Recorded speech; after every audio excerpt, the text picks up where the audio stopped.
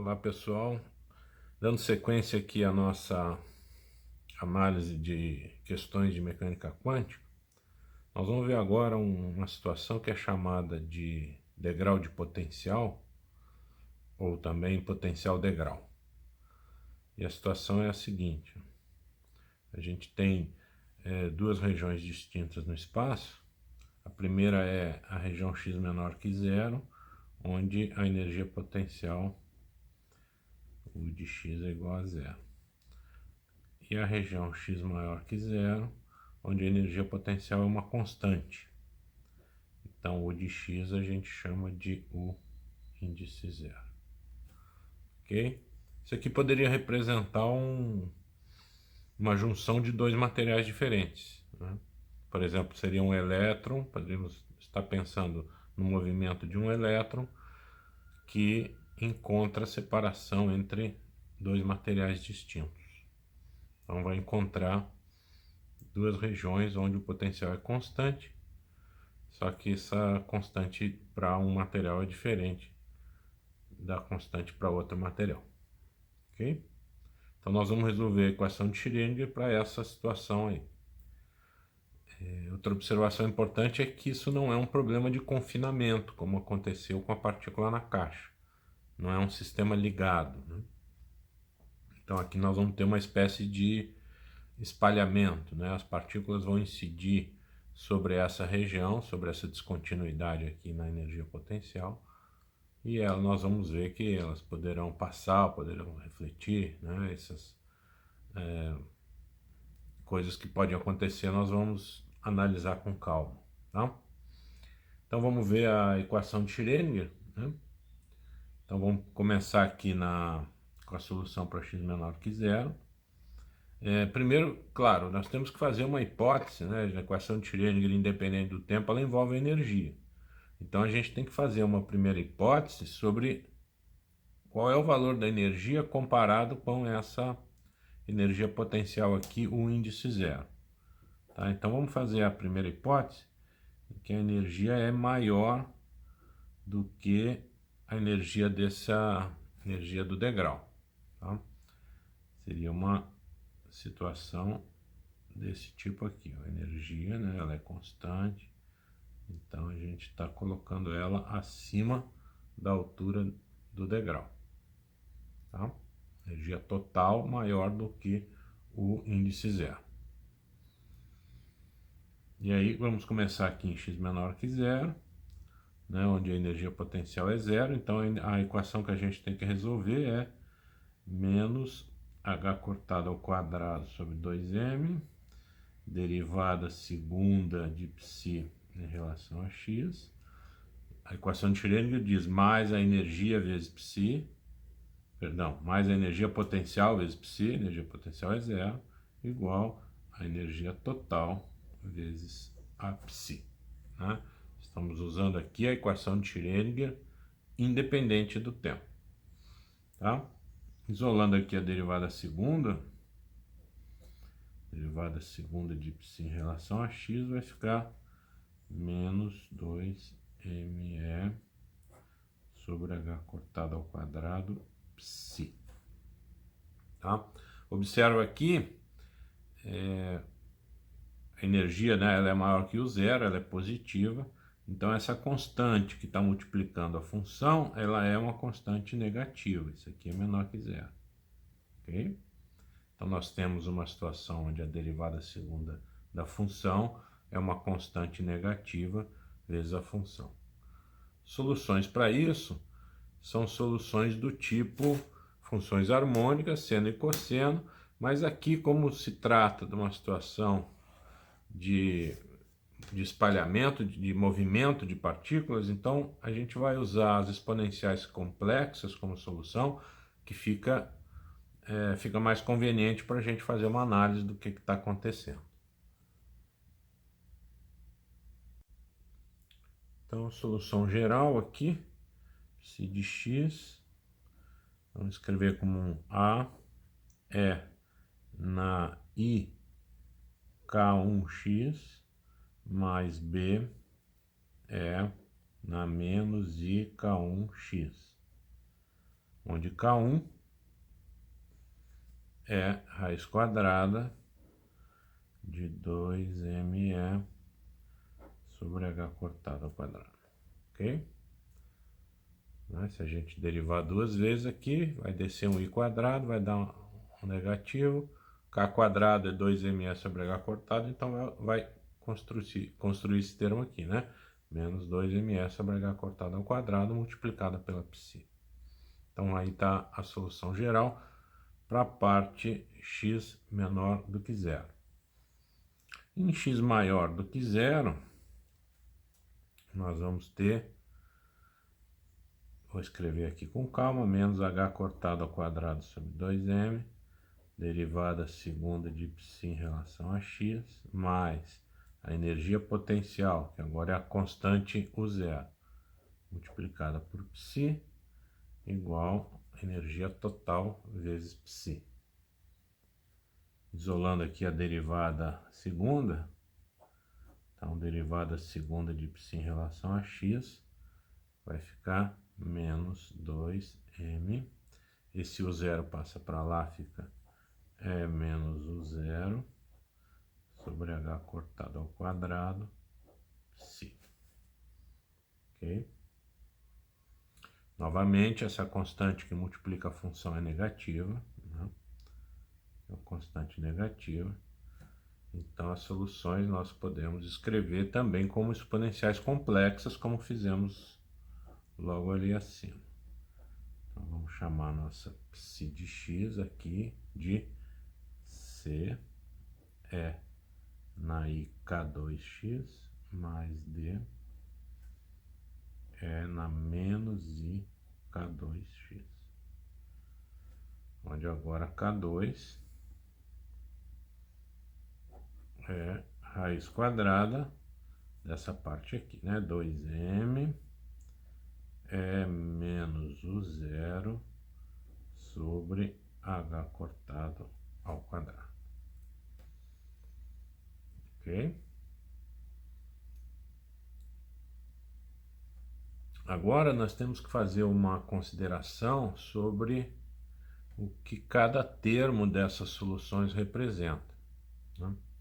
Então veja que essa parte aqui, π de x, aqui eu estou em x menor que zero, eu tenho um termo A é na I K1x.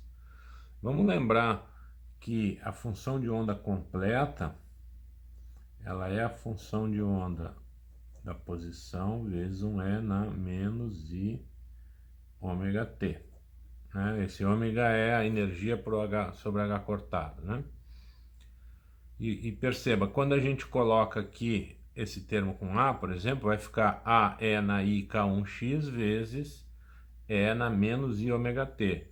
Então vai aparecer na exponencial Kx menos ômega t, que representa, como você lembra, uma onda se propagando para a direita.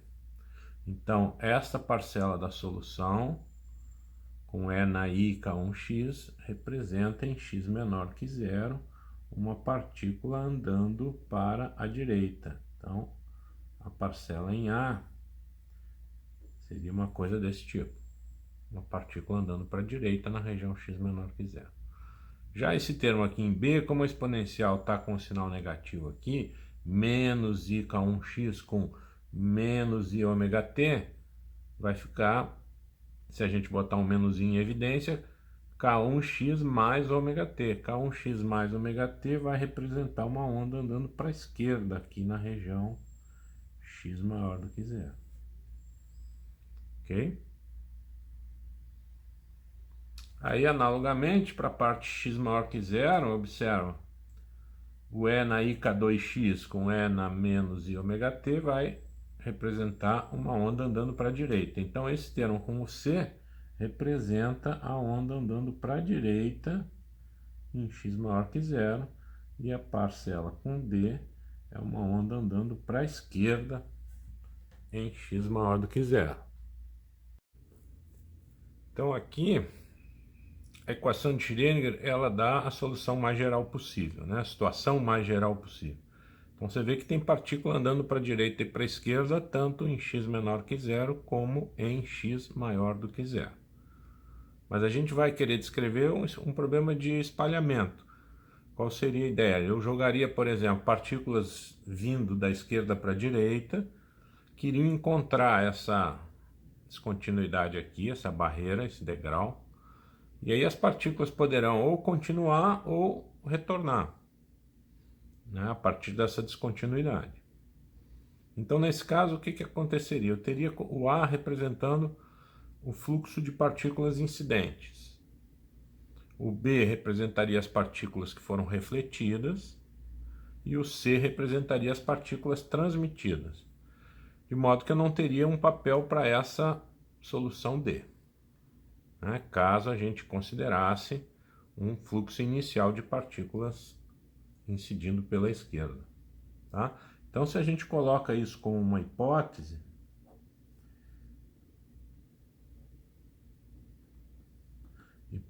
que as partículas incidem pela esquerda quer dizer da esquerda para a direita, né? Elas vêm pela esquerda e se propagam para a direita. Então, se as partículas incidem pela esquerda, teremos partículas incidentes representada pela parcela com A, refletidas pela B, transmitidas pela C. Então, nesse caso, a gente faz o D igual a zero, porque nós não temos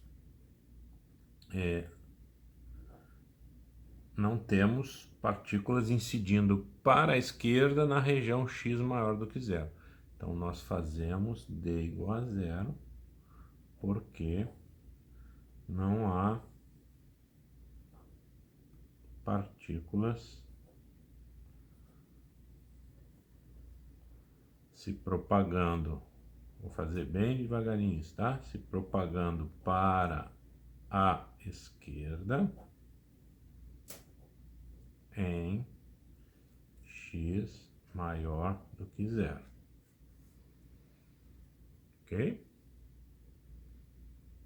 Poderíamos fazer também o oposto aqui. Imagina que eu tivesse uma situação onde eu quero considerar partículas incidindo da direita para a esquerda. Então, o fluxo das partículas incidentes seria representado pela parcela D da solução. O C seria as partículas refletidas, o B as partículas transmitidas, e eu não teria partículas se propagando no sentido positivo do eixo x na região x menor que zero. Aí, neste outro caso, eu faria A igual a zero. Tá? Se as partículas incidissem pela direita, faríamos A igual a zero. Qual é o caso que nós consideramos aqui? Retornando, partículas incidindo pela esquerda. Então, nesse caso, vamos fazer D igual a zero. Ok? Bom, feito isso, a gente ficou, vou reescrever aqui. Feito isso, a gente ficou com a solução psi de x igual a E na i k1x menos... perdão, eu não preciso escrever a parte total, né? É só a parte espacial. Então, A é na i k1x mais B, esse aqui não é nada, mais B é na menos i k1x para x menor que zero, e C é na i k2x para x maior do que zero. Ok? E aí nós vamos fazer agora o que? Aplicar as condições de contorno, né? Quais são as condições de contorno que tem que obedecer à função de onda? Vamos lembrar a primeira condição de contorno, que é a condição que nós vimos quando estudamos a partícula na caixa, é continuidade da função. Vou escrever aqui com calma, ó, continuidade de psi de x em x igual a zero. né, que é a interface entre essas duas regiões aqui. Com isso, nós teremos que, vou ajeitar aqui, psi de 0 menos tem que ser igual psi de 0 mais. Psi de 0 menos é x menor que 0, é fazer x igual a 0 aqui, nós vamos ficar com a mais b. Isso vai ser igual, psi de 0 mais, é fazer x igual a 0 na região x maior que 0, faço x igual a 0 aqui, dá c. Né? Vamos chamar isso aqui de equação 1, que depois nós vamos precisar dela, logo abaixo. Agora, uma outra condição de contorno aqui que a gente tem que ter é a continuidade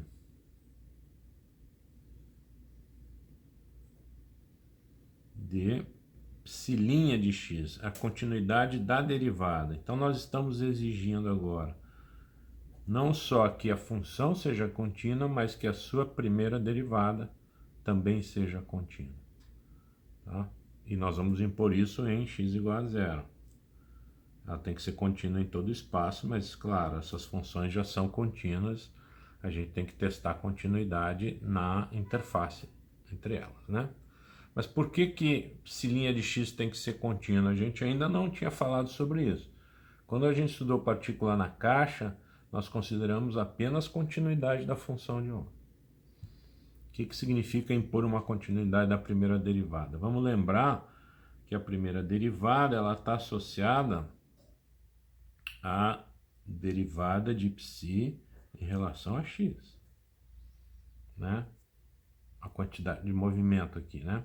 A quantidade de movimento é uma constante vezes a derivada em relação a x. De modo que, olha só, se psi' for descontínuo, isso vai representar uma descontinuidade na quantidade de movimento. Na partícula na caixa, vamos lembrar, era uma caixa rígida, né? A barreira era infinita aqui, a altura da barreira, né, em termos de energia potencial, era infinita. Faz sentido ter uma derivada primeira descontínua? Para a idealização que nós estamos fazendo, sim. Vamos lembrar, a função de onda ela era zero e o estado fundamental, por exemplo, tinha este formato aqui.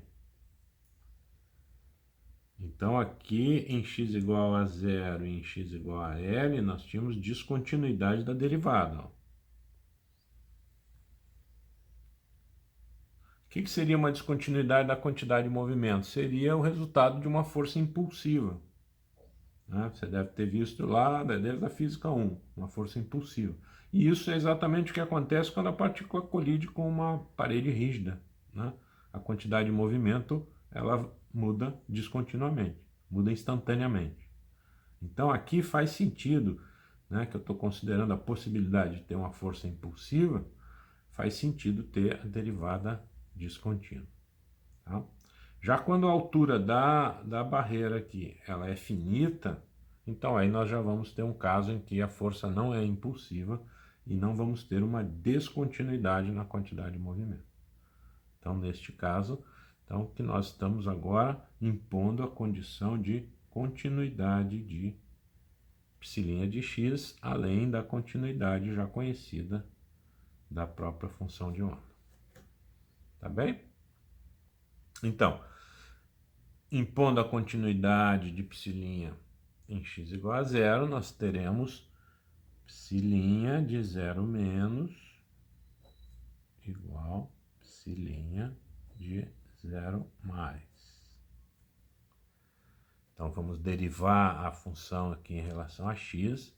Então, vai aparecer um IK1, né, que vai descer da exponencial. Faço x igual a 0, então isso vai dar IK1 vezes A.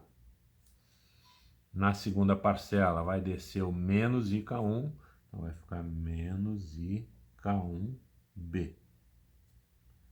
Isso vai ser igual psi' de 0 mais. 0 mais a função é essa, derivando vai dar um IK2 vezes C. IK2 vezes C. O I está em todas as parcelas, a gente pode eliminar.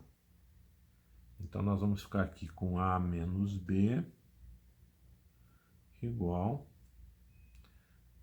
divido os dois lados por K1, vai ficar K2 sobre K1 vezes C. Então, agora eu tenho uma segunda relação entre esses coeficientes aí, A, B e C. Vamos chamar aqui de equação 2, né? Então, se eu pego aqui essa relação 1 e aqui a relação 2, né? Vamos reescrever aqui para ficar bem mais simples. Eu vou botar aqui A mais B igual a C, né? Se eu somar agora lado esquerdo com lado esquerdo, lado direito com lado direito, nós vamos ficar com 2A igual a K2 sobre K1 mais 1 e multiplica o C. Né? Nós temos três constantes relacionadas por duas equações. Então, nós podemos escrever as três constantes em termos de uma só. Qual vai ser a que a gente vai escolher como referência? A constante A, porque ela está representando o fluxo de partículas incidente no nosso sistema. Okay? Então, aqui o C, ele vai ficar 2A. Aqui, ó, esse 1 aqui eu posso escrever K1 sobre K1, então vai ficar K1 mais K2 sobre K1, né? Então vai ficar 2K1 aqui, dividido por K1 mais K2 vezes C. Ok? Botei K1 sobre K1 e esse K1 multipliquei dos dois lados. Então ele foi lá para cima. Opa, perdão, aqui é vezes A. Né?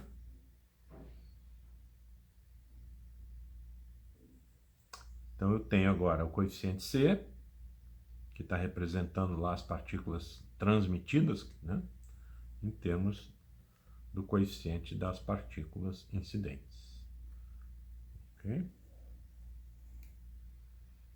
E agora eu posso encontrar o B, né? A mais B igual a C. Então, A mais B é igual a C. A mais B igual 2K1 sobre K1 mais K2 vezes A. Isso me leva, vou fazer um espacinho aqui, tá? O B vai ficar igual a 2K1 sobre K1 mais K2 menos 1, parênteses, vezes A. E agora o menos 1 aqui se escreve K1 mais K2 sobre K1 mais K2. Então, nós vamos ficar no numerador 2K1 menos K1 mais K2. 2K1 menos K1 vai dar K1 menos K2. Denominador K1 mais K2 vezes A. Então, esse é o coeficiente B. Então, como eu falei, eu escrevo os coeficientes B e C em termos do coeficiente A, que representa a onda incidente.